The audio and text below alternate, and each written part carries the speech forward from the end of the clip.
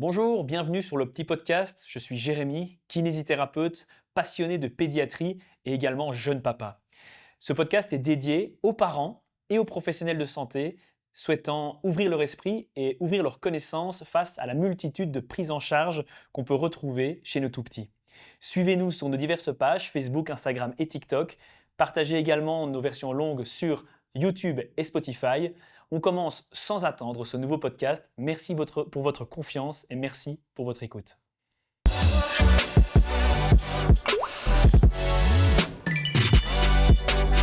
Bonjour à tous et bienvenue dans le petit podcast. Encore une fois, on parle de pédiatrie, notre sujet favori et unique d'ailleurs. On parle de médical, paramédical et de sciences et médecine parallèle. Aujourd'hui, on parlera plutôt médical et paramédical avec Lydie Sainte, sage-femme, mais également consultante en lactation. On parlera allaitement, de la prise du biberon, du sein et tout ce qu'on entend autour de l'allaitement qui semble indispensable. Quelles sont les vérités ou les fausses vérités? On va essayer de mettre ça en lumière aujourd'hui. Merci à tous pour votre suivi et on continue tout de suite avec Lydie. Bonjour Jérémy, Bienvenue en tout cas dans le petit podcast. merci beaucoup en tout cas pour Merci. l'invitation. Merci à toi aussi, pardon, j'allais dire, d'avoir joué le jeu en tout cas. Dans un premier temps, est-ce que tu veux bien juste te présenter globalement? Oui, donc je m'appelle Lydie, comme tu as dit, j'ai 36 ans, j'ai 2 enfants, un grand de 11 ans et une toute petite qui vient de fêter ses 2 ans. Ouais, félicitations. Merci, merci. Et donc moi je suis diplômée sage-femme depuis 2012. Ok. Après en 2020, j'ai eu l'occasion de faire un master en santé publique. Enfin 2020 c'était l'année, où j'ai eu mon diplôme puisque comme je travaillais, j'ai étalé en plusieurs années. J'ai pas arrêté de travailler. Et après j'ai fait un peu de formation continue comme par exemple, consultante en portage physiologique des bébés et puis j'ai eu la chance d'aller à Paris, faire la formation qu'on appelle le bain de Sonia, donc c'est le bain thérapeutique. Ouais. Et alors j'ai aussi pu passer l'examen international pour être, consultante en lactation IBCLC. IBCLC, on en parlera. Oui, Ok, super, beau parcours. oui, Et donc tu travailles évidemment à l'unité kangourou aussi du CHR. exactement. Avec Elisabeth que nous avons eue en podcast également. Et je vous invite à découvrir ou redécouvrir le podcast avec Madame Henrion Elisabeth. Alors, qu'est-ce que c'est qu'une consultante en lactation et en quoi ça consiste finalement comme accompagnement? Donc en fait, une consultante en lactation, d'office, si on dit consultante en lactation, c'est une consultante IBCLC. C'est vraiment un titre qui est protégé et encadré. Et donc finalement, c'est quoi? C'est une consultante en lactation qui est certifiée par un organisme international qu'on appelle l'IBLCE. Et l'IBLCE, c'est finalement un groupe international, un conseil international d'examinateurs des consultantes en lactation. Ah oui, ça permet aussi de légitimer un peu votre rôle et de Exactement. un peu professionnaliser quelque chose qui n'est pas protégé, quoi, c'est ça? Finalement, en fait, être IBSLC, c'est, le seul titre qui est mondialement reconnu, Ah oui, oui. pour pouvoir dire: «Je suis consultante en lactation». Donc en fait, c'est pour un peu déjouer les nominations non reconnues, non réglementées, Oui, c'est comme ça parce que conseillère en lactation, coach en allaitement, facilitatrice en allaitement, tout ça, c'est pas finalement réglementé. oui, c'est Ce ça. sont finalement des formations continues, mais être consultante en lactation IBCLC, c'est vraiment, ben, je peux, hem, certifier finalement à la patientèle que, j'ai vraiment les connaissances à jour, puisque Ouais, ouais. l'examen, il est pas on doit le repasser. C'est pas une fois D'accord. et puis à vie. Donc il a une durée de vie de 10 ans. L'examen, on doit le repasser tous les 10 ans, mais tous les 5 ans, on doit pouvoir prouver par, soit un examen à nouveau, soit on peut par la formation continue, ça s'appelle des points SERP, vraiment finalement légitimer qu'on a toujours le connaissance au maximum et OK. assurer vraiment cette expertise clinique aussi qu'il faut Ouais, avoir pour être c'est consultante important en d'avoir quelque lactation. chose, comme ça qui vient certifier et mettre du poids sur ce que vous faites. C'est un peu comme, on en avait parlé avec Stéphane, Sabioni dans un autre podcast qui parlait de l'ostéopathie, C'est ça. qui est reconnue en tant que DO. Ici, on a IBCLC, bon, ils ont rajouté 3 lettres, en se disant, voilà, comme ça, on est Ouais, sûr qu'il est bien en évidence. Donc voilà, ça vient, certifier que la prise en charge est professionnelle et apporter du poids finalement à ce que finalement vous oui, faites. c'est OK. ça. Je reviens juste, sur, la question que je te posais, mais c'est quoi le rôle de la consultante et qu'est-ce que C'est vous ça. allez faire, concrètement? Concrètement, donc finalement, on va, soutenir et encadrer les familles dans leur parcours d'allaitement. Donc on va les informer, et les soutenir et puis après, si c'est pas suffisant parce qu'elles rencontrent des difficultés, on va vraiment être là pour trouver une solution au problème. Donc les problèmes, c'est quoi? Si je les résume, rapidement, c'est, des problèmes de prise de sein, c'est des problèmes, de production de lait, c'est des problèmes de douleur liés à l'allaitement Ouais, tout à et fait. finalement, c'est s'adapter aussi aux besoins, particuliers, comme par exemple les prémas, ou les bébés, à besoins spécifiques. OK. Parce que tu m'expliquais aussi, quand on s'était rencontrés avant le podcast, le fait que oui, il y a tout ce qui est la problématique, mais aussi finalement parce que bon, évidemment, moi je baigne aussi dans tout ce qui est, paramédical, donc j'ai un petit peu de connaissances, mais certainement pas autant que toi en allaitement. Mais il y a beaucoup de gens qui finalement n'ont jamais été en contact réel avec des gens qui sont, bien renseignés sur l'allaitement et il y a un bébé qui arrive et il faut allaiter et il y a aucune connaissance à ce niveau-là. Exactement. Et ben donc c'est là finalement que parfois on râle un peu parce qu'alors on nous appelle que quand, la maman elle est au bout du bout et qu'elle a besoin d'une solution alors qu'on se dit: «Mince, ben en fait c'est parce qu'elle savait pas». Donc Ouais. si elle savait, s'il y avait une préparation ou ne fût-ce qu'une information au préalable, ben on aurait peut-être pu corriger plein de choses et avoir un déroulement de l'allaitement beaucoup plus simple. OK, bah, alors je vais te poser la question d'autant plus que tu as les 2 casquettes. Est-ce que c'est pas un peu le rôle des sages-femmes finalement? Parce qu'on dit conseiller en lactation, mais ce conseil en lactation, est-ce qu'il peut pas être simplement dédié aux sages-femmes? Alors, beh, il doit puisque la majorité des patientes ont une sage-femme ou voient une sage-femme en Mmh. anténatale. Mais après, ça dépend vraiment de l'investissement de la maman. Il y a des mamans qui ont pas le temps, qui travaillent jusqu'au bout, qui ont pas été écartées, donc c'est des mamans qui auront peut-être pas le temps de creuser la thématique et qui se disent: «Beh, ça va aller tout seul» et puis elles se rendent compte très rapidement les 24 premières heures qu'en fait, c'est pas du tout ce que je m'imaginais et hop, vraiment une chute. Il y en a d'autres en fait, elles ont peut-être baigné dans un milieu où elles ont toujours vu quelqu'un Ah allaiter oui, et oui. donc ça évidemment c'est tout autre chose. Mais souvent les patientes qui ont jamais connu ou qui ont jamais baigné dans le milieu de l'allaitement, c'est souvent une chute. OK, parce que tu me parlais aussi des mamans qui venaient te voir parce qu'ils ont eu une mauvaise expérience Ah oui, passée tout avec à le fait, premier enfant et donc ils exactement. se disent: «Beh, c'est bon, je ne veux plus allaiter pour le deuxième, mais finalement il y a peut-être d'autres possibilités à mettre en Oui, place». ou alors elles se disent: «Je tiens vraiment à allaiter, mais le plus sereinement possible et donc alors je vais me préparer autrement pour avoir un démarrage optimal». OK, oui, donc Mais donc voilà. oui, c'est le rôle de la sage-femme, sauf qu'en fait dans notre cursus, on n'a pas du tout, une préparation à l'allaitement, professionnelle poussée, en fait. OK. On a vraiment les bases et puis après, beh, on est beaucoup en stage et donc on apprend, des sages-femmes diplômées, mais on n'a pas toutes, non plus une hypersensibilité pour l'allaitement. J'ai des collègues qui détestent ça. Oui, oui. Donc forcément, voilà, ça, je pense qu'il faut vraiment trouver le juste milieu et puis voilà, je pense que la formation de base, n'est pas optimale et en fait, on n'a pas le temps. Enfin, je pense que le programme ne permet pas d'avoir vraiment, quelque chose de OK. vraiment poussé. Mais c'est clair que si on avait déjà toutes les bases et pas que les sages-femmes, hein, je veux dire, les médecins tout court autour de la périnate, s'ils avaient déjà, les connaissances de base en allaitement, je pense qu'on éviterait Ouais. déjà beaucoup de problèmes. D'accord. Ben, on va essayer ici, Oui, dans le petit podcast, on va essayer, hein, de mettre déjà quelques bases oui, pour les tout médecins à et fait. les professionnels de santé qui nous écoutent. On va revenir juste une seconde sur le IBCLC que tu nous as que tu nous Oui. expliquais juste avant. D'abord, c'est quoi le parcours pour devenir IBCLC? Si vous êtes, par exemple, si on est conseillère en lactation, mais qu'on veut le professionnaliser vraiment avec quelque chose de plus lourd, qu'est-ce que je dois faire? Ouais, je vais tout expliquer. Heu, donc Je t'écoute. pour devenir IBSLC, 3 étapes. Un, la formation. Donc c'est-à-dire qu'il faut un minimum de 95 heures de formation en allaitement, dont 5 heures en communication, et alors il faut avoir des cours, en sciences de la santé, au minima, D'accord. un peu d'anat, de la physio. Donc ça vraiment, il y a vraiment des critères et notre diplôme les ouvre ou les ouvre pas. Mmh. Deuxièmement, tu dois avoir une expérience clinique et l'expérience clinique, tu peux l'acquérir de 3 façons. Soit tu es déjà professionnel de la santé en allaitement et tu peux justifier quand tu t'inscris de 1000 heures de formation, enfin d'expérience clinique en allaitement sur les 5 années qui précèdent ton inscription à l'examen. OK. Deuxièmement, tu as pas ça, alors tu dois suivre une formation agréée en lactation humaine avec un minimum de 300 heures d'expérience clinique. Tu y es pas encore. La voie 3, c'est le tutorat, en fait. Donc pendant OK. 500 heures, tu vas suivre une IBSLC Ah oui. et donc là, tu auras le point 2 et le point 3, c'est passer l'examen.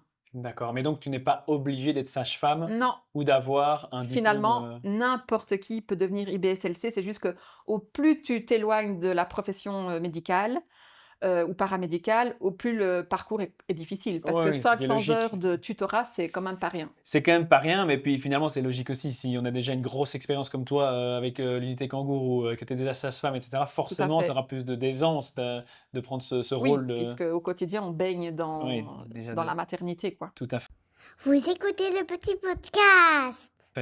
Ok, bon, moi, ça c'était pour le volet formation. Maintenant, on va rentrer plus concrètement dans le démarrage de l'allaitement. Oui. Alors, comment bien préparer son allaitement, je vais te dire, pendant la grossesse, avant même que le bébé n'arrive? Ben, c'est s'informer, en fait. Je veux dire, il y aura pas 36 000 solutions. C'est où on consulte et on fait une bonne prépa en allaitement, Mhm. heu, avec une sage-femme, ou avec une consultante en lactation. Ou alors on se dit: «Ben, j'ai pas le temps, mais je veux quand même m'informer», on lit, en fait. Il y a quand même vraiment pas mal d'ouvrages qui On s lit? on lit. D'accord. On fait des lectures, Ah, des lectures, si tu ok. préfères. Non, non, mais donc, on peut encore lire à cette époque, d'accord. Oui, Regarde, oui, moi j'ai une tablette, hein, moi aussi. voilà. Donc on lit et il y a vraiment quand même des ouvrages, que des IBSLC ont fait parce qu'elles sont aussi auteurs et qui sont vraiment très, très digestes et vraiment déjà très, très chouettes à Ok. lire. Bon, ben là, il va falloir forcément que je te pose la question. Oui, Quelles sont tes bibliographies à nous proposer pour la voilà. lecture? Quelque chose qui nous permet vraiment d'avoir un truc professionnel, vraiment des lectures qui Oui, sont. oui, tout à fait. Alors il y en a une en particulier qui est, un peu qui est connue à l'international, alors peut-être beaucoup moins des patientes, mais en tout cas des professionnels de la santé, il y en a un et je peux le prendre? Tu peux le prendre. Ah, tu l'as avec toi, Oui, ok. je l'ai, Ah, ben voilà. voilà, tu as tout prévu. Oui, c'est ça. Donc finalement, c'est celui de Suzanne Colson. Elle est vraiment très, très connue dans le milieu et c'est, l'allaitement instinctif et on appelle la position BN, voilà.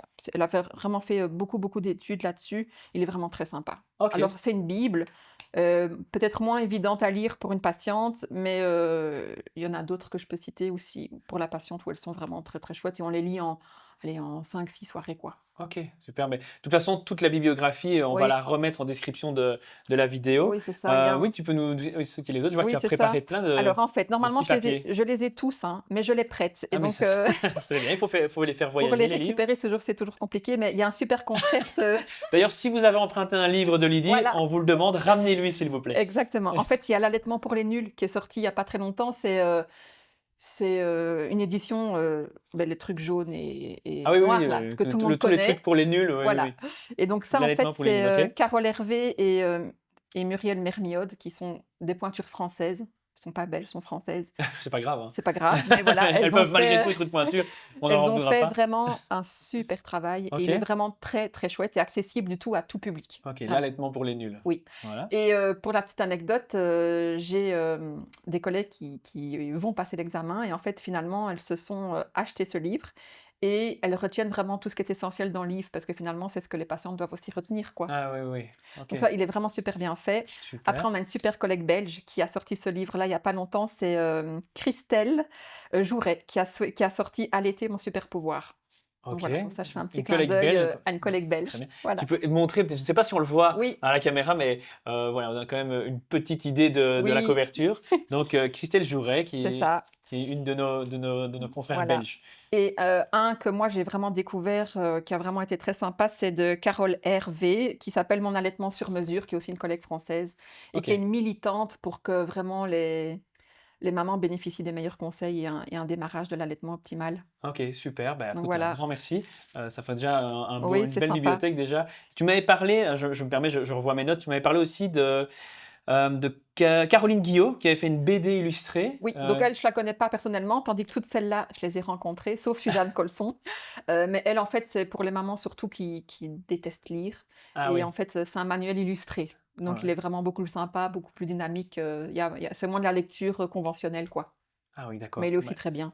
Oui, c'est une bonne idée, c'est vrai. Ouais. Donc tu les as toutes rencontrées une par une alors? Alors, bah, si je peux être honnête avec toi, Tu peux être honnête, c'est le heu, but. Carole Hervé et Muriel, Mermiode, en fait, elles ont fait partie de ma formation. Ah oui, Vraiment. carrément! Ouais, ouais, celles Qui t'ont qui formé? m'ont formée, oui. Donc Muriel Mermiode, en fait, elle a carrément fondé, l'école qui s'appelle l'Excellence et OK. elle forme à devenir IBSLC. Ah oui, oui, donc elle fait aussi partie de Oui, ce elle est mouvement. autrice, elle anime des congrès, des colloques et tu la rencontreras aussi. au congrès. Ah oui, congrès. OK, on en reparlera Oui, tout à l'heure parce qu'en fait, Lydie est organisatrice d'un congrès, qui tourne autour de l'allaitement. OK, c'est très étonnant. Le sujet est bien choisi, qui aura lieu, si je ne me trompe pas, le 14 et 15 octobre, oui, 2025. c'est ça. Non, qui a eu lieu, parce que Oui, nous sommes diffusés, après. Donc qui a eu lieu. Donc tu es organisatrice de ce congrès et donc elle sera là-bas? elle sera, oratrice. Oratrice, super, j'ai Ouais, hâte de ouais, la rencontrer. voilà. Super. En tout cas, un grand merci. Est-ce qu'il y a d'autres, choses que tu voudrais proposer aux parents, si ce n'est la lecture? Est-ce que tu as des, je sais pas moi, des applications qui existent ou, des sites qui te viennent à l'esprit? Oui, oui, oui, en fait, il y a toutes les associations d'aide, à OK. l'allaitement, comme la Lèche League, c'est celle qui est le plus connue. La Lèche League, Oui. c'est mignon. Donc en fait, imagine, toi, la maman, elle est finalement, toute perdue, elle sait plus ce qu'elle doit faire, elle sait plus qui elle doit écouter. Elle va sur le site de la Lèche League et elle peut à tout moment, faire un numéro d'appel et avoir une assistance en ligne. Ah Ça oui, s'appelle des animatrices d'allaitement ou des facilitatrices et finalement, elle aura vraiment quelqu'un au bout de la ligne et ces sites sont hyper bien documentés, en fait, par des IBCLC. OK. Et donc elle trouvera de la documentation, ou des références ou vraiment des redirections vers, ce qu'elle a besoin. OK, super. Au moins, ça donne un point d'accès pour avoir des informations en direct en cas de Oui. de problème. On mettra ça également, dans la description de la vidéo. OK, maintenant on va passer, si tu le permets, vraiment sur quelque chose d'un peu plus, concret. Bon là, on avait la bibliographie, mais Oui, sur, au niveau concret, dans les premiers jours maintenant, parce qu'on avait parlé durant la grossesse de bien s'informer, c'était ça qui donnait après d'être tranquille et de pouvoir démarrer correctement. Dès le premier jour de la naissance, donc c'est souvent difficile parce qu'il y a plein de choses qui se passent déjà, mais il y a l'accouchement où Dieu sait ce qui oui. s'est passé exactement. Comment on peut faire pour bien démarrer un allaitement? Alors, beh, si la maman sait déjà ce qui va se passer, beh, tout de suite on anticipe et ça va être beaucoup plus simple. Mmh. Mais la maman qui s'attend pas à ce que son bébé en fait, aille au sein régulièrement, ça va déjà être très dur pour elle. Parce qu'en fait, son bébé il va pas dormir, 6, 7, 8 heures d'affilée comme parfois on peut voir dans les films, donc ça c'est assez trompeur. Ah oui. Donc il y a vraiment une fatigue qui s'installe. Si elles savent pas non plus comment se mettre elles, en zone de confort pour allaiter, pouvoir, dormir, ben, voilà, on va avoir vraiment de la fatigue qui va s'installer rapidement et donc je sais plus la question. Comment faire pour Ah bien oui, c'est démarrer ça, l'allaitement? exact, c'est ça. Donc c'est être informé en prénatal, ça Oui. n'a pas de prix. S'il passe, pas grave en fait, on va essayer de corriger le tir, et d'être présente, Mmh. mais les grosses difficultés qu'on rencontre, notamment à l'hôpital et donc c'était l'objectif du congrès, c'est les discordances de discours. Donc d'une sage-femme à l'autre ou parfois le pédiatre, le médecin, le gynéco, on va pas avoir les mêmes discours et ça c'est très, très dur pour les patientes parce qu'elles savent plus quoi. Donc voilà, donc on va essayer de l'accompagner au mieux qu'on peut et lui donner finalement le b.a.-ba, le b.a.-ba et donc qu'est-ce qui va être un facteur de succès finalement de la réussite de l'allaitement? C'est un le pot à pot dès la naissance. Ça va vraiment, permettre, une transition, la plus douce possible et que l'enfant finalement, qui passe d'un milieu, humide et à 37 degrés, pouf, il a un petit choc thermique parce qu'on n'a jamais 37 degrés en salle de naissance, bah, sur la peau de sa mère. Ah Il oui. va vraiment, récupérer ça et puis, il y a tous les comment le fait qu'instinctivement, il va fouisser et trouver le sein pour aller téter. Donc évidemment, si on a une tétée précoce, c'est aussi un facteur de succès de l'allaitement et puis après, en fait, c'est allaiter à la demande.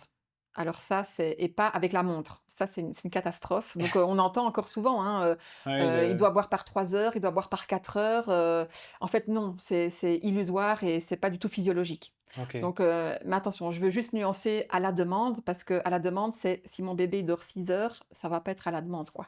Il Mmh. faut vraiment, en fait, finalement, apprendre aux parents à détecter, beh, c'est quand mon bébé il est prêt à téter. Le signe, les C'est ça, signes, parce qu'un bébé qui pleure, il est déjà trop tard. ah oui, et c'est quoi les signes pour Alors c'est ça, les donc signes pour voir que son enfant a c'est ça, faim? donc c'est vraiment finalement un bébé quand il est en sommeil actif, il va déjà montrer des signes qu'il est prêt à téter. Donc même s'il dort, il a les yeux fermés, il va faire un peu comme ça, peut-être commencer à déjà bouger et dès qu'on va faire un peu ça, hop, il va aller chercher. Donc c'est Ah oui, vraiment montrer aux parents, c'est quoi le sommeil actif? le Et donc sommeil actif. c'est ça veut dire qu'il dort, mais il est capable de téter si on lui présente le sein. Ah oui, parce que tu as fait rapidement, mais donc si tu viens Même un titiller bébé le qui bord de dort la en joue, sommeil actif, s'il est en sommeil profond, il va rien faire, on oui, s'entend oui, bien. S'il est en sommeil actif et que tu viens vraiment juste stimuler là, hop, tu vas avoir un bébé qui va tout doucement commencer à faire ça et puis tourner la tête. voilà, c'est Ouais, ça, il tourner va la tête. vraiment, hop, venir chercher où il va passer la langue, où il va commencer à faire des petits bruits, à gigoter, c'est le meilleur moment de le prendre et de lui proposer le sein. Ah oui. Le prendre, aller le changer, lui présenter le sein, c'est déjà trop tard. Ah oui, donc il faut direct. Direct, Ah oui, et on le change après. on le change après. Tout à fait. Vous écoutez le petit podcast.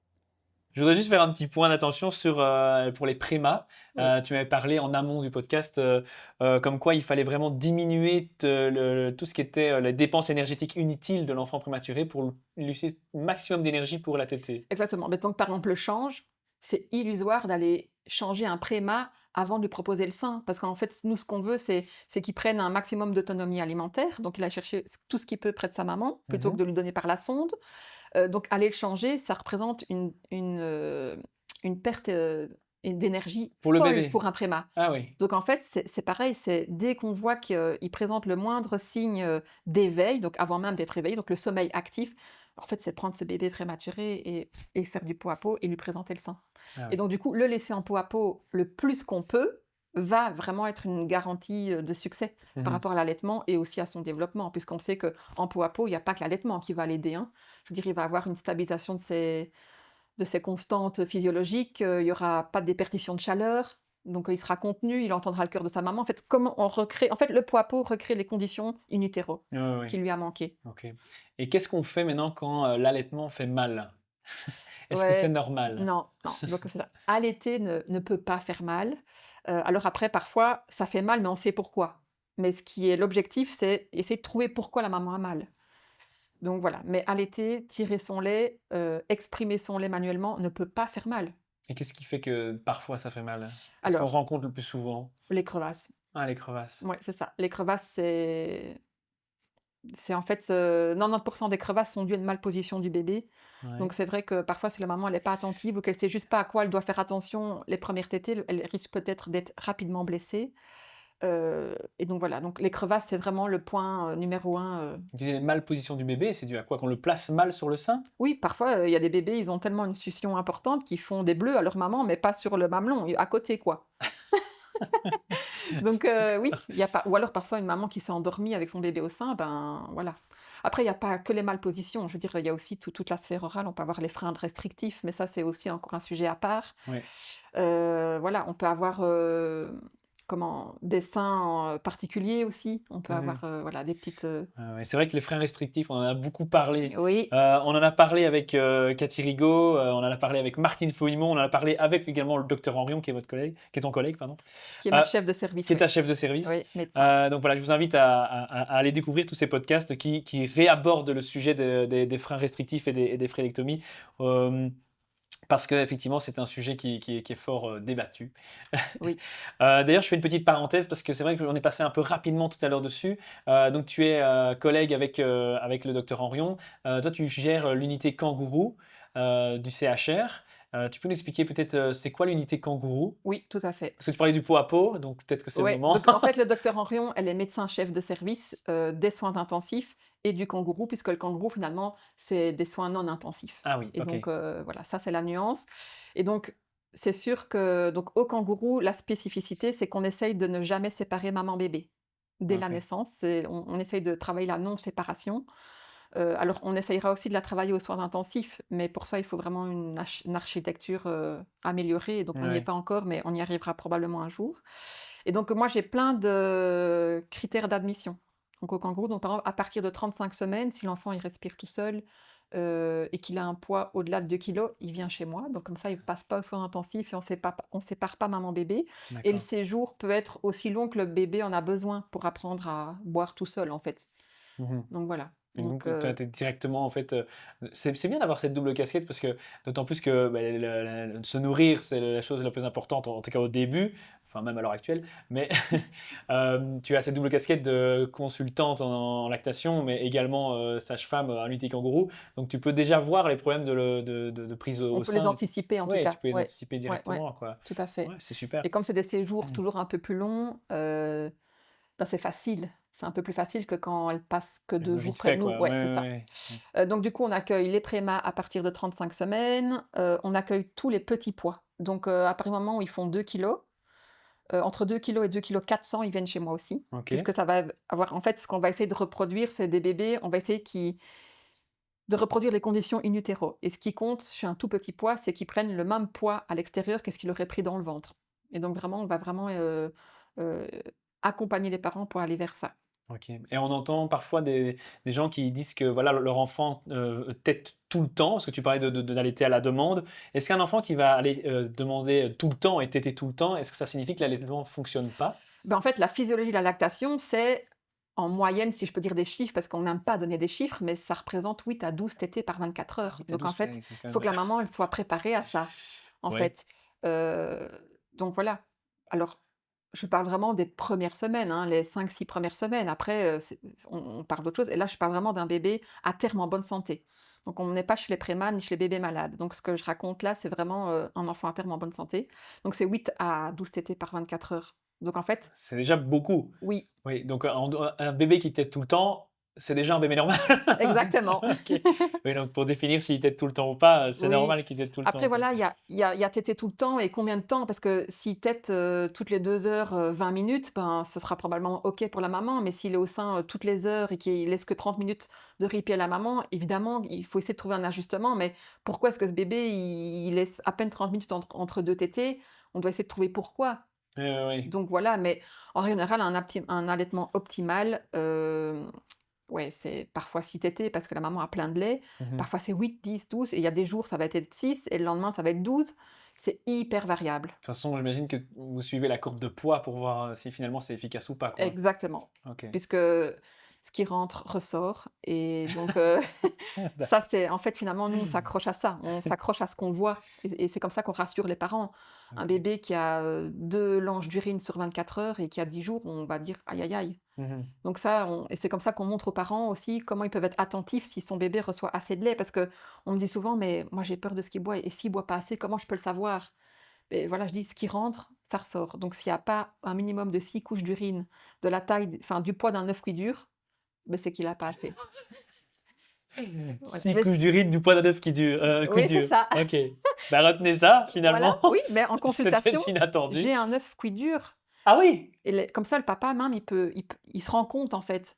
Oui, Comme oui, ça d'accord, et d'accord, comme ça, en d'accord. fait, ce que j'ai des mamans parfois, elles disent: «Ah, je dois acheter une balance». Non madame, zen, zen. Vraiment, faites confiance à votre bébé, à ce que vous voyez. C'est OK, beaucoup plus simple.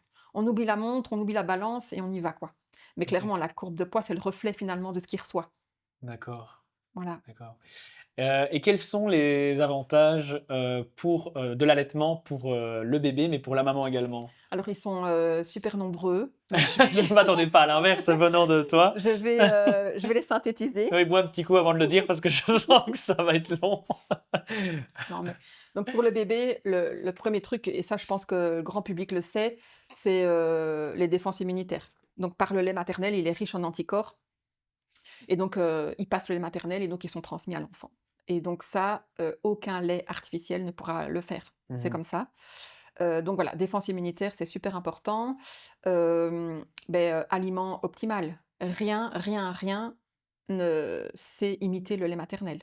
Donc en termes de composition, il est inégalable. Ah oui. Donc voilà, non et tout ce que les grandes entreprises de lait, font comme pub, finalement, c'est trompeur. Parce que jamais on pourra imiter le lait maternel et ça, Oui. je pense que chez nous, en tout cas en Occident, c'est la facilité et on est aussi trompé par tout ce qui est marketing autour du lait artificiel et de la maternité, mais jamais on pourra, Arrivé au niveau du lait non, maternel. jamais, OK, jamais.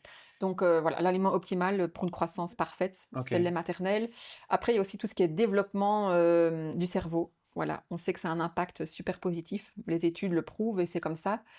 On va avoir vraiment un développement cognitif et général, optimal. Mmh. Voilà, même supérieur.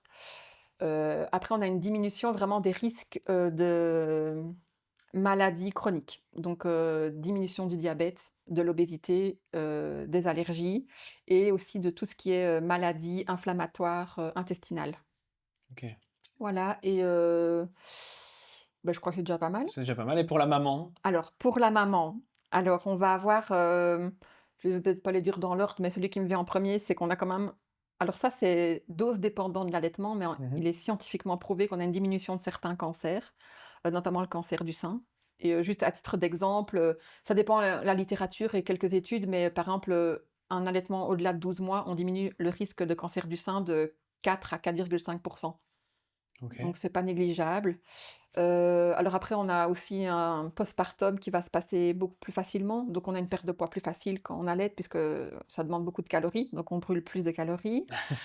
Hem et puis après, voilà, c'est pas on a aussi, l'utérus qui se remet beaucoup facilement puisque quand on allait, ça contracte. On a une maman qui est normalement moins fatiguée quand elle allait parce que quand elle allait, on a des super hormones qui nous Ouais. permettent de récupérer beaucoup plus vite. Hem et donc Mmh. voilà, c'est déjà pas mal. Et C'est déjà alors, pas mal. j'ai aussi, je sais pas si ça tu vas me le demander donc je te le dis, mais on a des avantages sociétals, Ouais. qui sont pas négligeables, donc écologiques, pas de déchets. Quand on Mmh. allait, ben, il y a pas de déchets, C'est pas de vrai. biberons, pas de plastique, on n'achète pas des boîtes, et donc beh, pour la planète, ça n'a pas de prix. Mmh. Économique, que ça soit et pour le parent et pour la société puisque finalement, beh, pour le portefeuille, le lait artificiel, ça coûte cher. Le lait Oui, c'est vrai. maternel, c'est gratuit.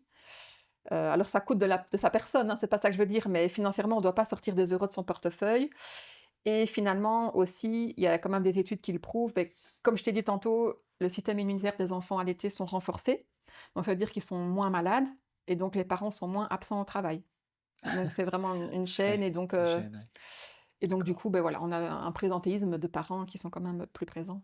OK, bah, je pense que ouais, c'était un beau panel de J'ai bien d'explications. résumé, hein, Tu as j'ai bien pas été trop résumé, en plus, longue. ça a été vraiment dans des explications, je ne m'attendais pas, tout ce qui est sociétal et oui, c'est vrai, beh, tout ça est très vrai, finalement, hein. Qu'est-ce que tu réponds aux parents qui disent: «Je n'ai pas assez de lait»? Ben, je sais pas répondre.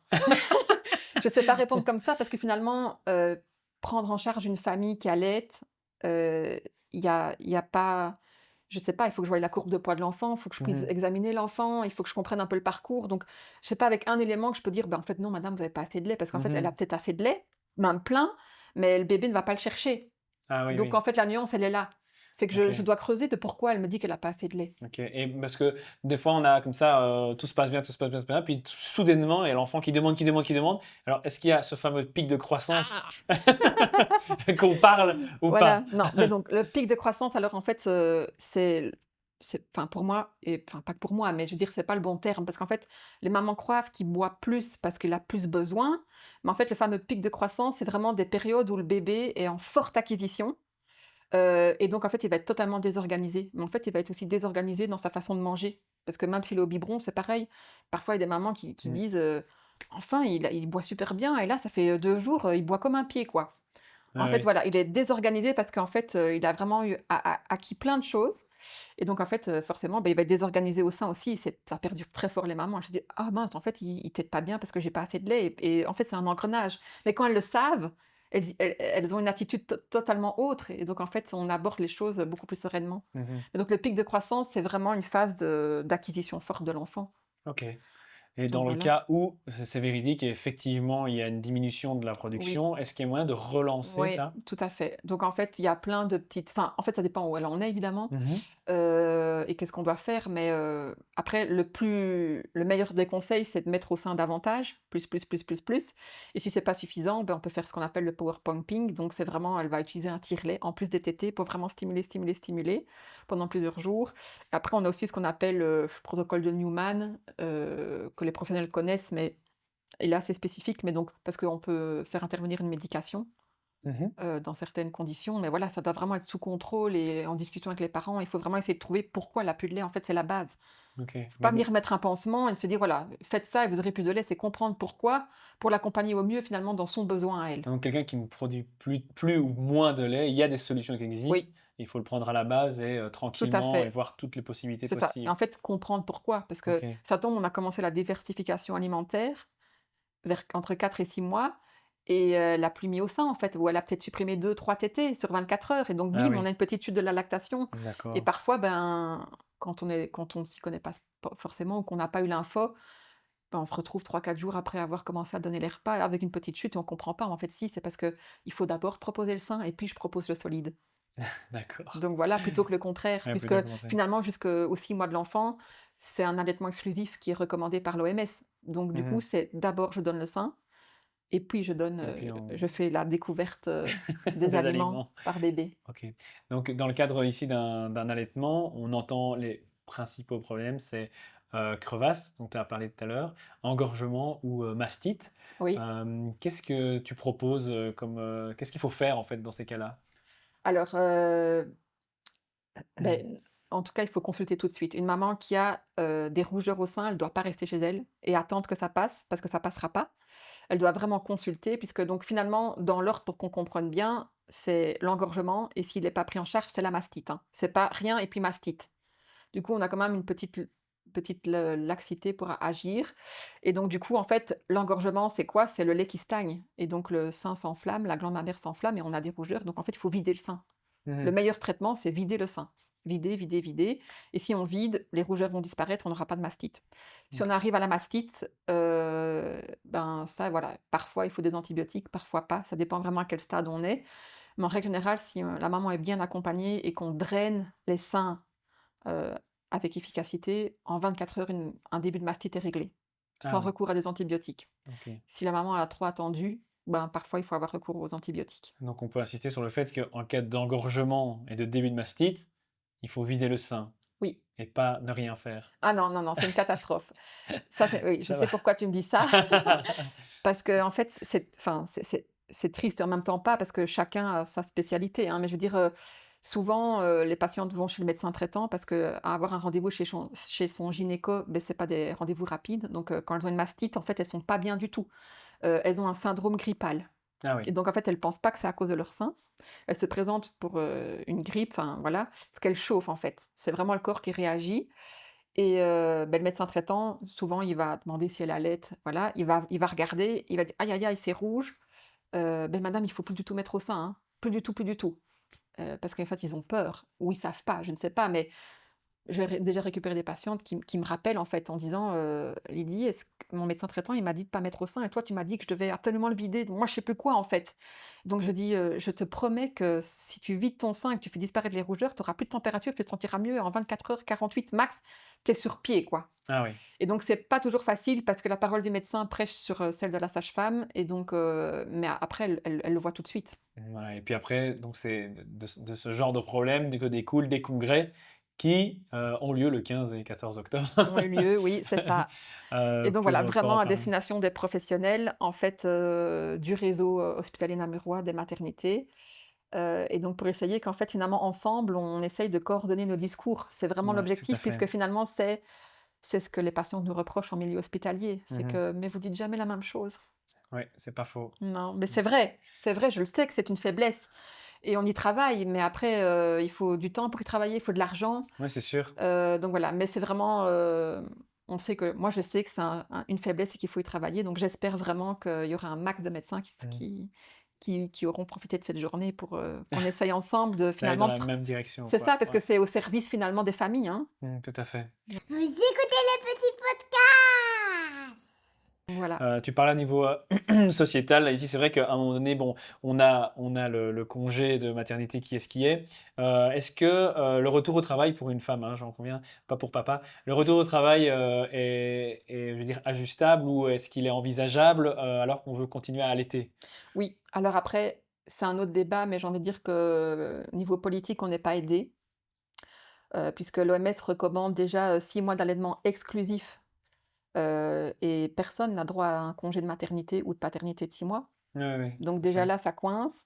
Donc si tu veux vraiment dire, «J'ai fait un allaitement exclusif», ben, tu pas le choix de faire des concessions financières et de prendre des congés thématiques, Mmh. ou de pas travailler tout court. Donc mais ça reste compatible, mais c'est fatigant. Et puis après, le gros problème, c'est que quand il y a pas les seins de maman à disposition, ben, je dois donner le lait maternel autrement. Et ça, c'est de nouveau plein de débats différents. C'est comment je le donne, mon lait Ouais. maternel et si mon bébé, il veut plus de mon sein, comment je fais, quoi? Et justement, ce que j'allais te poser comme question, parce Oui, qu'il y a ce grand débat entre la confusion, sein-tétine. Est-ce que, le fait de devoir passer, même si c'est le lait maternel qu'on met en biberon, et le bébé prendra à la crèche le biberon de lait maternel, on va passer ouais. sur un biberon. Est-ce que ça pose un problème quand je reviens à la maison et que je veux finalement allaiter mon enfant avec le sein? Alors, la fameuse confusion sein-tétine, c'est comme les pics de croissance. C'est pas le bon terme, en fait. C'est pas que le bébé, il confond le sein et la tétine. C'est que le bébé, à partir du moment où tu lui donnes un biberon en bouche, c'est vachement plus simple, faut pas se leurrer, qu'aller chercher le lait avec le sein. Mhm. Donc en fait, c'est pas qu'il va confondre, il va préférer téter au biberon parce que hop, le lait arrive tout de suite, Ah oui. plutôt que d'aller au sein. Et donc Le lait arrive pas tout de suite au sein? non, allez, la première minute, en fait, il tète un peu dans le vide parce qu'il Ah doit oui. amorcer, le cerveau doit recevoir, les petits signaux, qui disent, «Ben voilà, allez, C'est maintenant. et voilà, il faut faire monter, il faut déclencher le flux d'éjection, Mhm. et donc il faut mécaniquement, il faut que le bébé tète et hop et une fois que ça vient, ça vient. Mais donc du coup, le bébé qui a eu des biberons en bouche, le lait vient tout de suite et puis en fait, le soir, maman lui repropose le sein, et ça vient pas tout de suite, il va peut-être même pas attendre 1 minute et pas être patient, il va hurler.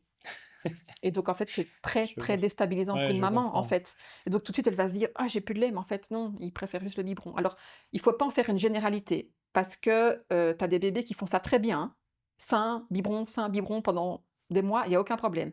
Tu as des bébés, je te promets, tu mets un biberon en bouche, ils veulent plus du sein. Ah oui. Alors c'est pas irréversible, hein, on peut toujours y travailler, mais c'est décourageant parce que parfois tu vas avoir une maman, son bébé va à la crèche, 3 4 jours, bim, préférence pour le biberon.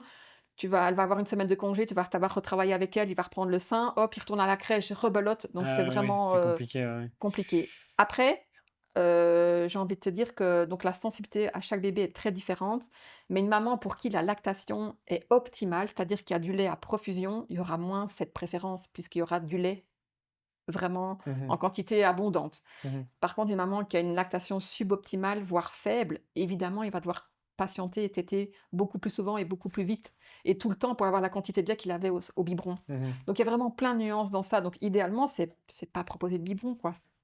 Mais ce qui n'est pas possible si on retourne au Beh, boulot, quoi. tu as des lieux de crèche qui refusent de donner d'autres contenants, Mhm. parce que tu peux donner autrement, hein, le lait maternel, il y a pas que le biberon. Il y a plein d'alternatives. Mais tu as des milieux de garde qui refusent de le donner OK. autrement que le biberon. Mais il y a quoi que autrement que le vivre? Ah! Je suis, vraiment inculte dans la matière.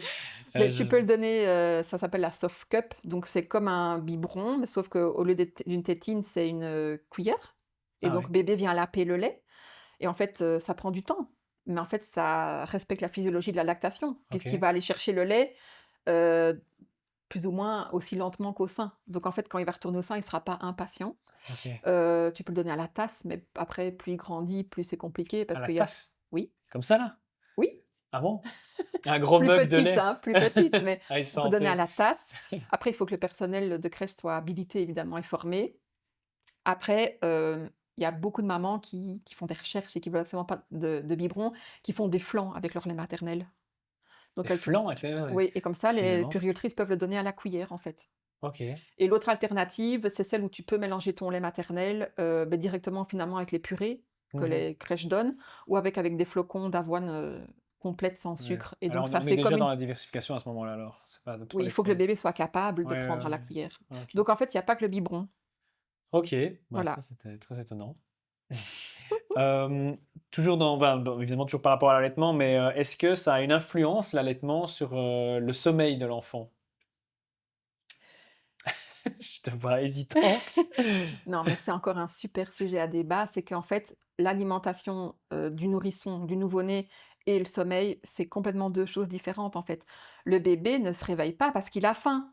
Le bébé se réveille parce que, neurologiquement, il est immature et Ouais, donc en fait, il est incapable, d'enchaîner, des cycles de sommeil comme nous, adultes. OK. Et donc du coup, c'est une très bonne chose parce que de un, le fait qu'il se réveille fréquemment, ça diminue le risque de mort subite du nourrisson, et de 2, ça favorise la lactation. Oui, mais donc il se réveille pas peut-être pas parce qu'il a faim, mais il faut quand même lui donner à manger à cet enfant? Exactement, tout à OK, on fait. est Mais d'accord. donc finalement, on respecte tous ses besoins en fait, qui sont, il faut qu'il grossisse, Oui. il doit téter et en plus, ben, voilà, il a vraiment des cycles de sommeil, très irréguliers, mais ça n'a rien à voir avec l'alimentation. Sinon, OK. en fait, Jérémy, tous les bébés qui ne sont pas allaités, qui ont un biberon, ils dormiraient dès qu'ils sortent du ventre de leur mère. Ouais, oui, c'est vrai. Et donc cette idée de dire: «Donne-lui un gros biberon avant de dormir, il dormira bien cette nuit». Test. D'accord, mais donc c'est faux quoi? C'est une fausse croyance, OK. évidemment. Alors parfois, heu, tu entends, «Je lui ai donné son premier biberon, il a fait sa nuit». Mais en fait, c'est normal parce que il a toujours eu des petits repas fractionnés. Là, tu viens lui donner, je sais pas moi, 120, évidemment qu'il va dormir. Il a jamais eu ça dans le coco, ben, il est KO. Mais la nuit qui suit, non. Ah oui. Parfois, j'ai des mamans qui me disent: «Je vais lui donner le biberon parce que j'en peux plus» ou juste un le soir. Alors oui, je vais dire: Si c'est votre choix, faites-le, mais vous verrez que dans 2 jours, on en reparle et vous vous direz: «Mais mince, pourquoi j'ai essayé de faire ça alors que je vois bien que ça marche pas?» Ouais, ouais, ouais. Donc voilà, tu as des bébés allaités qui vont dormir après 3 semaines et tu as des bébés avec un biberon qui, à 6 mois, ne dorment toujours pas. Donc c'est bien la preuve que c'est pas une question Ouais. d'alimentation quoi, d'artificiel ou de lait maternel. Puis, j'imagine il n'y a pas qu'une seule réponse, c'est un peu au bébé aussi, cas par cas, tout le monde est différent Tout en à fonction des fait. besoins de chacun. Et comment on fait alors un sevrage, de lait, de l'allaitement, petit à petit? Oui, alors je dois juste dire que le Pardon. sevrage naturel de la part de l'enfant, il n'arrive pas avant 2 ans, 2 ans et demi. OK. Donc un bébé, ne va jamais se dire, «Oh aujourd'hui je veux plus boire, ton lait maman». D'accord. Donc Sauf voilà, s'il prend un biberon et qu'il donc et voilà, qu'il est impatient. voilà. Mais par rapport, je veux dire, l'allaitement, si on parle vraiment l'allaitement au sein, le sevrage naturel, en fait, ça correspond un peu à l'entrée à l'école, quoi. D'accord. Donc voilà, dans les livres, dans la théorie, c'est Ah comme donc ça que on ça se peut passe. allaiter finalement jusque 2 ans? Bah, en fait, S tu peux allaiter jusqu'à 10 ans, Jérémy. Non, non, mais par rapport à l'enfant, si tu dis qu'à 2 ans, il pourrait éventuellement Ouais, arrêter de lui-même, tout à quoi. fait. OK. Mais si tu as envie d'allaiter 10 ans, tu peux, puisqu'en fait, c'est l'offre de la loi et la demande. À chaque Mmh. fois, plus je demande, plus j'ai du lait et si je continue à entretenir, beh, j'en aurai toujours, ça s'arrêtera jamais. Ouais, j'entends bien, mais jusque 10 ans, c'est quand même, Non, oui, mais là, oui, non? je caricature. Tu es dans le jugement. Pas du tout. Je Mais caricature, mais je veux dire, ça s'arrête tant que tu stimules, ta lactation, en fait, ça s'arrête pas. Donc le d'accord. sevrage naturel de la part de l'enfant, il arrive vers 2 ans et demi. Après, c'est théorique, hein. Il y en a de ceux qui arriveront plus tôt, d'autres plus tard. Oui, oui, Mais de la part de la maman, finalement, c'est quand elle décide. d'accord. C'est vraiment, c'est un choix personnel, quoi. On commence la diversification entre 4 et 6, Oui. mais une fois que la diversification est faite, qu'ils mangent bien et que, bon, on peut diminuer petit à petit alors les biberons à ce moment-là? Alors en fait, un bébé ou un enfant a besoin d'un minimum de lait, jusque 2 à 3 ans, c'est 500 ml quand même. D'accord. Donc du coup, quand il est diversifié, il aura t et si la maman continue Toujours, l'allaitement, beh, un peu le matin, un peu le soir, mmh une tétée réconfort, donc voilà, toujours que ça soit lait maternel ou lait artificiel, il aura quand même un besoin On en lait. continue de toute façon jusque 2 3 ans? Ouais, c'est OK. ça, 500 ml, alors qu'avant la diversification, on tourne entre 800-900, 1 litre, quoi. Mmh mh. Heu, Quelles sont pour toi les idées reçues les plus fréquentes qu'on entend autour de l'allaitement? On en a déjà, supprimé quelques-unes là, notamment au pic de croissance qui était, Beh, peut-être ton lait n'est pas assez riche, c'est ce qui revient tout le temps, ou donne-lui un d'ac biberon, il fera ses nuits, quoi. tout à fait. Donc le lait qui n'est pas assez riche, quoi, ça n'existe pas? Non, en fait, toute maman en bonne santé, aura le lait adapté à son propre enfant. Le lait de mère est ce qu'il y a de mieux pour son bébé. Nous sommes des mammifères, en fait. C'est vraiment notre société qui fait qu'on dévie vers des facilités, mais finalement, le lait de mère, donc le lait de mère pour ton propre enfant est ce qu'il y a de meilleur et même finalement le lait de mère pour d'autres bébés. Mmh. Je veux dire en néonat, les grands prémas, on donne du lait de don, en fait, parce qu'on sait qu'en fait, il lui apportera davantage que ce que le lait artificiel ne peut pas lui apporter. C'est comme Mmh. un médicament finalement. Le lait maternel sauve des vies. OK, donc en néonat, on donne pas de lait artificiel? Alors, ça dépendra vraiment d'un centre à l'autre, mais pour les grands prémas, je pense qu'on suggère à chaque maman qui ne souhaite pas allaiter, déjà de 1, beh, si elle on l'informe qu'elle peut changer d'avis, parce que c'est vraiment très important pour son bébé qui est prématuré, qui a des besoins très, très spécifiques Mmh. et son lait va vraiment, contribuer, à la je vais dire ça, à la guérison de son bébé, en tout cas Mmh. au développement de son bébé, et je pense qu'il y a des centres où, ils proposent d'emblée du lait de don. Du lait de don? Ouais. Et donc c'est des gens qui donnent leur lait? C'est ça, c'est des mamans qui donnent leur lait, qui font don de leur lait. Ah bon? Bah, je savais même pas que ça existait moi, qu'il y ait des gens qui donnent le don de leur lait et qui donne son lait? Enfin, je veux dire, à quel moment on donne, son lait? Une fois que quand on a un enfant, on peut se dire: «Bah, tiens, je vais aller à une» tu vois, c'est une banque de dons de lait? C'est ça, oui, OK. Donc je vais à la c'est banque ça. de dons de lait et je donne mon lait? Alors oui, sauf qu'en fait, il y a quand même quelques petits critères, c'est qu'on ne peut pas donner le lait, comme ça, il faut que maman puisse fournir une prise de sang récente Mmh. avec pour exclure toutes les maladies, OK. comme, VIH, enfin voilà, Mmh. les hépatites. Donc ça, c'est très important et alors, je ne suis pas très sûre, mais je pense que tu peux pas donner ton lait dans n'importe quel contenant, donc elle peut aller au préalable chercher les contenants et il faut apporter le lait dans les X temps, enfin voilà, il y a quand même des conditions Oui, tout à de fait. recueil, et de don. Mais celle qui veut, on a tout un papier à l'hôpital, on peut les donner aux mamans, Ah bah, je voilà. pense par exemple, c'est triste, mais je veux dire par exemple les mamans dont les bébés décèdent, heu, Ouais, effectivement. Ben voilà, qui décède à terme, que c'était pas prévu Mmh. et qu'elle se dit: «Ben, voilà, je vais quand même contribuer et je vais tirer mon lait, le donner». Ou d'autres mamans qui perdent leur bébé en parcours, néonat et qui ont plein de lait de réserve, voilà. Ou d'autres mamans qui allaitent depuis, je sais pas moi, plein de temps et qui ont repris le travail, qui tirent davantage et qui veulent faire don. Il y a tous les tableaux. Tous les cas de figure. Bah, voilà, Ouais, si vous avez, l'occasion de donner votre lait du coup, sachez voilà, que ça existe. tout à fait. Je ne le savais Mais pas. je suis contente de t'avoir appris ça. Bah, il y a pas que ça que tu m'as appris aujourd'hui, Non, non, hein, mais bien sûr. franchement, c'est pour les prématurés et les enfants malades, OK, c'est très précieux, quoi, vraiment très, très OK. précieux. On va partir maintenant sur un sujet qui est plutôt sur l'environnement qui entoure la maman. Parfois, on a cette gêne, qui est encore un débat aujourd'hui, de l'allaitement en public et donc certaines mères qui se disent: «Je ne vais pas allaiter parce que ça me gêne trop si je dois allaiter mon enfant, à l'extérieur de chez moi, ça veut dire que je me retrouve dans cette situation où je dois allaiter en public». Donc Ouais. est-ce que, pour toi, c'est quelque chose qui doit rebuter la maman ou qui justement n'est pas suffisant? Enfin, comment je sais pas comment Oui, le ben dire? j'ai compris. En fait, ce qu'il y a, c'est que de nouveau, c'est notre société qui veut ça. Parce que si tu vas dans les pays nordiques, en fait, tout est fait pour que la maman puisse allaiter où elle veut, quand elle veut, en toute tranquillité. Je veux dire, toi, si tu vas au restaurant, et qu'on te met un drap sur ta tête, tu vas pas être content, tu vois? Le bébé, en fait, donner en fait, on a sexualisé notre culture a sexualisé l'allaitement et les seins, en fait. Donc du coup, dès qu'une maman sort un sein pour, alimenter son bébé, on voit ça tout de suite comme un truc, mais voir une femme à moitié toute nue, sur une affiche, ça pose de problème à personne. Donc elle est là la nuance, quoi. Donc en fait, j'ai envie de dire aux mamans, il y aura toujours moyen de s'isoler pour allaiter et si vous avez pas envie, ben voilà, on vend des trucs, super chers, mais ou mettre une petite couverture et c'est OK, quoi. Mmh.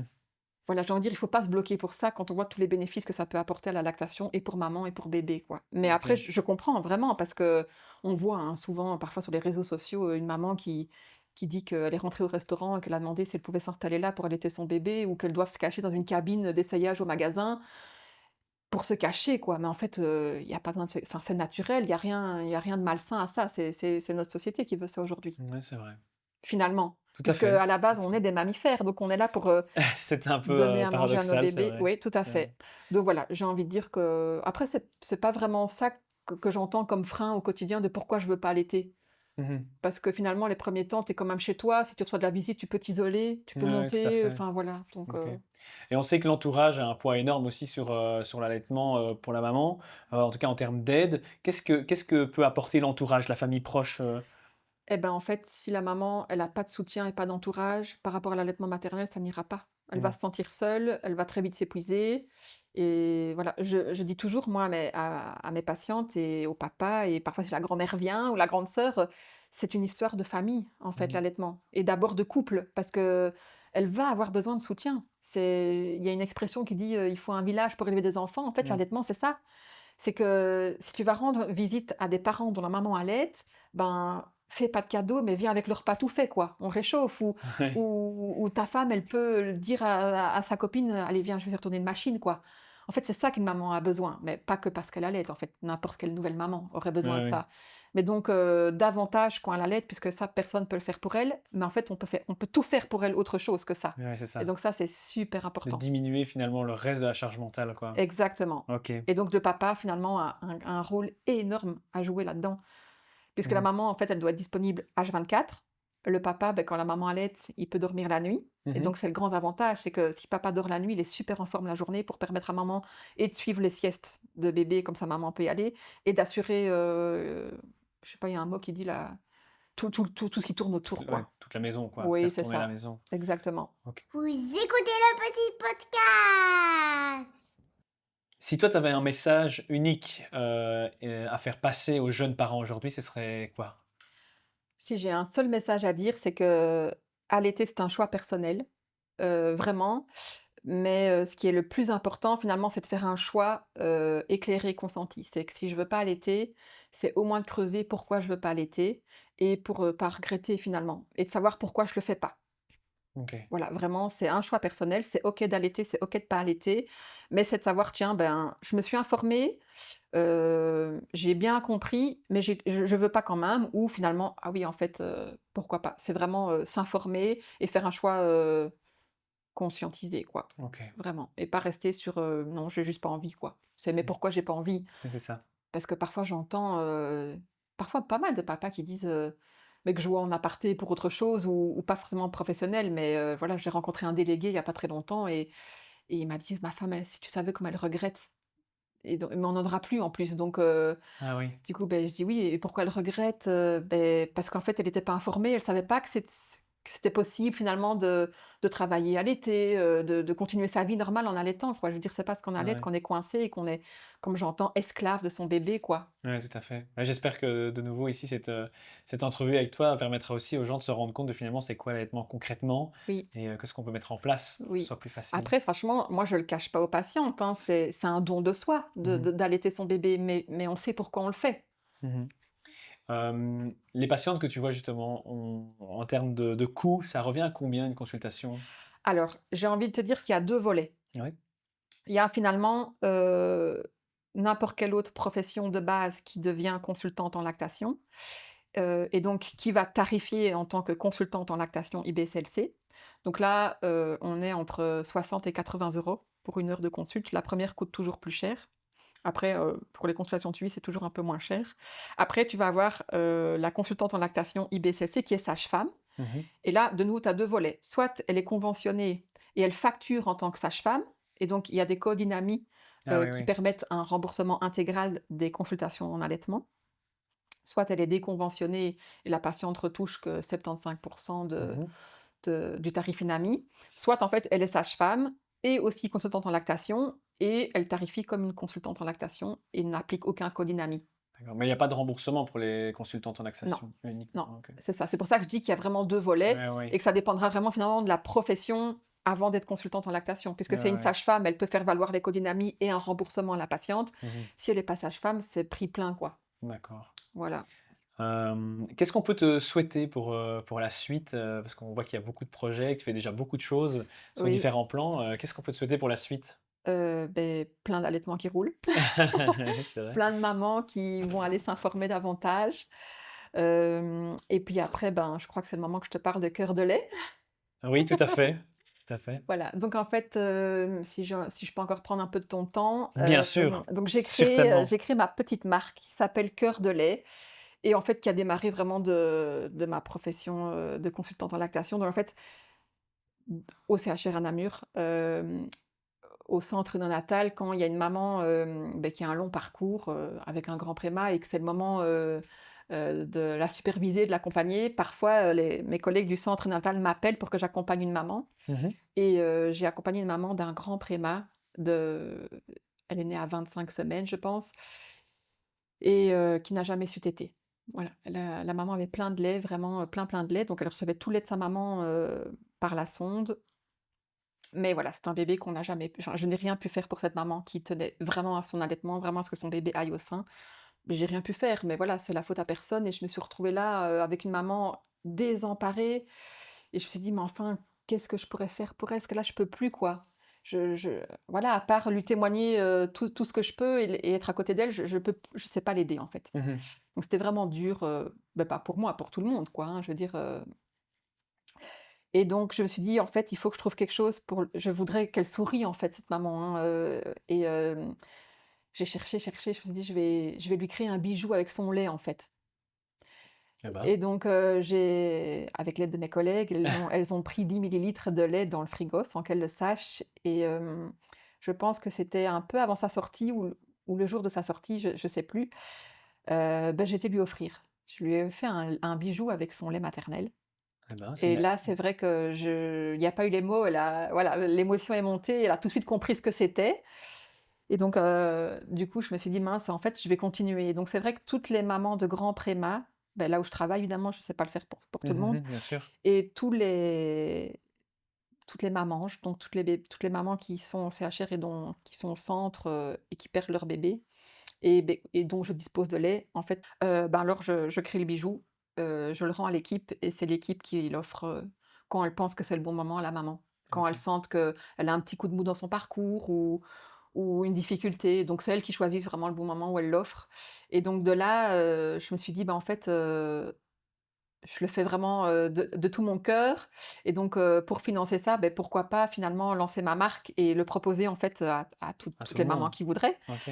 et donc voilà, ça démarre, lentement, sûrement, mais c'est très, très chouette, enfin parce que voilà, les ma il y a des enfin, il y a des parcours d'allaitement, tous sont uniques, quoi. Ouais, tout à fait. Toutes les histoires sont Et donc sont tu as un site, différentes. internet? Oui, c'est ça. Il s'appelle c'est Donc c'est cœurdelait. cœurdelait.be. OK, ben donc je vous invite à aller voir Voilà. le site. On le mettra également dans la description. Mais c'est incroyable cette histoire de faire des bijoux avec, du lait Oui, maternel. oui. Ça ressemble à quoi? Parce que je ne me rends pas bien compte Ah de ben, regarde, j'en ai mis un pour te montrer. ah oui, OK! Voilà, donc ça, en fait, c'est une création que je viens de terminer, ce week-end, et donc la cliente, m'a Ah oui. autorisée À la à le porter. Elle était très, très contente parce qu'elle l'attend avec impatience. Donc en fait, je collabore avec un bijoutier pour les créations sur mesure. Il y a des OK, mamans qui dessinent ce qu'elles veulent. Alors moi, je suis pas bijoutière, hein. Moi, je sais juste vraiment très bien travailler le lait. OK. Mais je sais pas créer des bijoux. Ah oui. Donc soit en fait, comme tout le monde, j'ai des fournisseurs de bijoux que je peux résiner avec le lait, soit en fait je travaille avec, une bijoutière, enfin un artisan OK, bijoutier et là c'est le cas. Donc c'est vraiment un bijou que la maman, voulait et OK. donc la bijoutière me l'a fait et moi j'ai coulé le lait. Donc là j'ai vraiment un super exemple OK. et donc Et donc, voilà. pour les gens Demain il qui part par la poste. ah de mais c'est juste ce que je voulais dire par rapport aux gens qui nous écoutent. Donc on a un bijou qui est donc c'est un doré, avec au centre donc le lait, mais c'est comme une goutte de lait, mais qui est durcie finalement, c'est des résines. Donc en fait, je dois, déshydrater le lait maternel pour le OK. transformer en poudre. Ah oui. Parce qu'après, pour le faire tenir, je dois travailler avec des résines et la résine déteste l'eau, en fait. OK. Donc je dois vraiment, travailler sans eau et donc il faut de la poudre et donc en fait, j'intègre la poudre de lait maternel dans de la résine et puis je coule dans mes bijoux. OK. Après voilà, il y a plein d'autres processus pour que ça ne jaunisse pas, pour que ça dure dans le temps, voilà, Mmh. j'ai quand même fait vraiment beaucoup de tests, voilà, j'ai commencé avec mes collègues qui allaitaient et donc voilà et donc par rapport aux bijoux que j'ai offerts à cette première maman qui a vraiment déclenché ça chez moi, le fait, de comment je peux apporter mon aide, moi, en tant que soignant, à une maman dont le parcours d'allaitement ne se passe pas comme elle l'a imaginé Mmh. ou qui a besoin, en fait, de réconfort ou d'un truc à se raccrocher en cas de décès, par exemple, si je te donne un exemple, mais j'ai fait un bijou pour une maman d'un grand prémat, il n'était pas prévu qu'il décède. Elles ont offert ce bijou, il est décédé 48 heures après et donc c'était, super, humainement super dur et mes collègues des soins intensifs vont souvent aux enterrements parce Mmh. qu'elles ont soigné ce bébé pendant longtemps et cette maman le portait Ah oui. et donc c'est pour te dire que finalement c'est un geste qui est quand même, tout simple de ma part, mais qui apporte vraiment, quelque chose Énormément. ouais, Ouais, c'est franchement c'est super beau, et puis, surtout c'est atypique.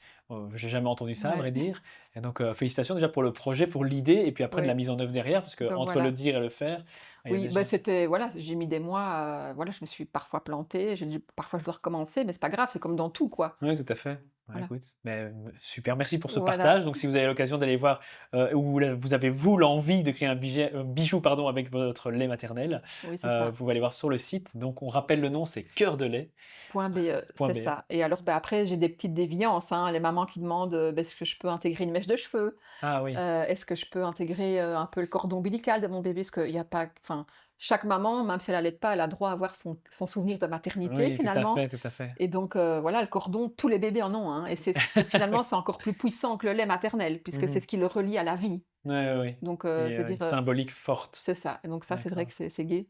Voilà. super. Bah, écoute, merci beaucoup. Voilà, avec plaisir. Bah, écoute, merci en tout cas pour ce partage et pour toutes ces informations qui étaient franchement hyper intéressantes autour de l'allaitement. On a abordé vraiment tout dans sa globalité, je crois et ça a apporté énormément de conseils. Je trouve que même pour moi qui, bon, à mon avis, je n'allaiterai jamais, mais j'ai appris plein de trucs, donc ça m'a fait très plaisir de t'avoir avec nous aujourd'hui. Avec Merci pour, plaisir. ta spontanéité et ça se voyait que tu étais, avec ferveur dans ton Voilà. explication. Ça fait plaisir en tout cas de voir des professionnels de santé qui sont engagés. Voilà, en tout cas un grand merci d'avoir été là. Merci aussi Jérémy. Et en tout cas, un grand merci à vous aussi de suivre le podcast. Vous êtes de plus en plus nombreux. Continuez à parler du podcast autour de vous, à partager la page TikTok, Instagram, Facebook et pour la version complète sur YouTube et Spotify. Je vous retrouve bientôt pour un autre épisode. Et à bientôt et au revoir Lydie. Au revoir.